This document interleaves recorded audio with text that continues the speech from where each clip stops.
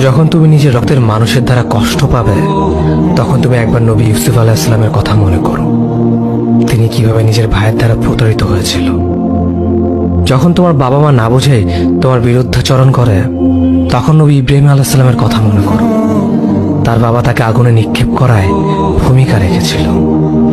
যখন তুমি সমস্যা থেকে পরিত্রাণের জন্য কোনো পথ পাবে না, তখন ইউনুস আলাইহিস সালামের কথা ভেবো। তিনি কতটা সময় তিমি মাছের পেটে আটকা পড়েছিল। যখন তোমার নামে কেউ মিথ্যা অপবাদ ছড়িয়ে দেবে, তখন মা আয়েশা রাদিয়াল্লাহু আনহার কথা মনে করো। তার নামে পুরো শহর জুড়ে কুৎসা রচনা করা হয়েছিল। যখন তুমি অসুস্থ ব্যথার যন্ত্রণায় কাঁপতে থাকো, তখন নবী আইয়ুব আলাইহিস সালামের কথা ভেবো। তিনি ভয়ঙ্কর এক ভাইরাসজনিত রোগে আক্রান্ত হয়ে তোমার থেকে বেশি কষ্ট পেয়েছিল।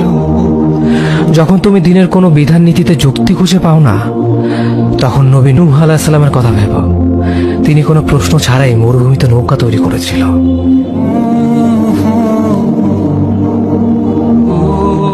যখন তুমি আত্মীয়স্বজন, পরিবার, বন্ধু বান্ধবের কাছে হাসির পাত্রে পরিণত হও, তখন তুমি শেষ নবী হযরত মুহাম্মদ সাল্লাল্লাহু আলাইহি ওয়াসাল্লামের কথা ভেবো।